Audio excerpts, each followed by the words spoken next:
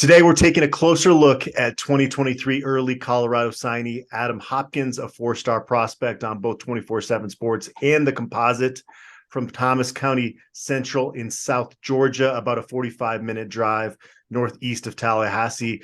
Chase, the number one thing that stands out here with Adam Hopkins to me is just his versatility. What are your overall thoughts?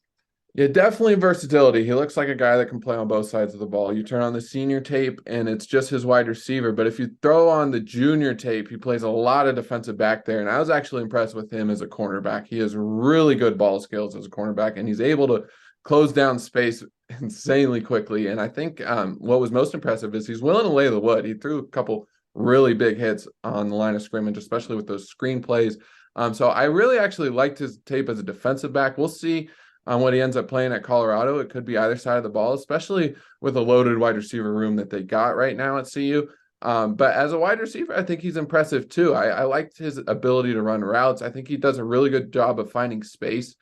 So it looks like he could be a slot receiver. I know one of the 24/7 Sports experts said that his potential is probably inside as a receiver. And I like his ability there. But we'll see what he ends up doing. He didn't have a ton of production at the high school level. I think a lot of that might have been the quarterback play that he had at Georgia, but he can play on both sides of the ball, and he's a really impressive athlete. I mean, you look at the offer list, and I think that explains what a lot of the colleges think of him. Auburn, Texas A&M, a lot of the big-time SEC schools. So I think that explains that this is a big-time recruit that Colorado got.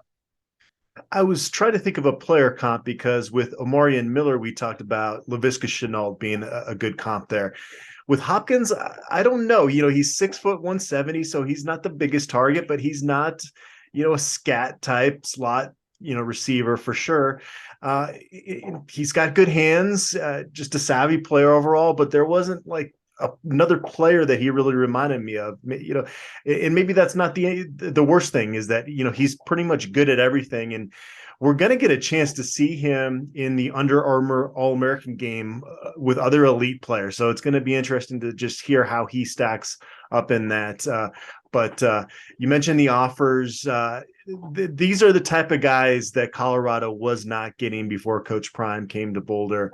And you mentioned the subpar quarterback play at his high school. I do think that went into it a little bit. And you talked about his ability as a defensive back. I think you bring in a highly regarded guy like this that does a lot of things well on both sides of the ball, and you just kind of figure out where he fits in down the road, right? Right, yeah, and I think where he fits in might be where Colorado needs him the most, because inside receiver is one thing that they haven't really recruited that highly so far. I know you bring in Jimmy Horn as a transfer, but it's not something that they're loaded with at the slot receiver, and we're going to see a lot of four wide receiver sets with this Sean Lewis offense. So I think he could slot in there. And I also think they can use him as a defensive back. I think he could play safety as well, just watching the film. He only played cornerback there, but he's got the speed and the ability to close that he could probably play safety as well. So they're going to find a spot for him. He's just a really impressive athlete to me. Mentioned that he does everything well. He even threw a touchdown pass this fall, helped Thomas County Central to a 12-1 record as a senior. So that was our look at Colorado blue chip signee, Adam Hopkins.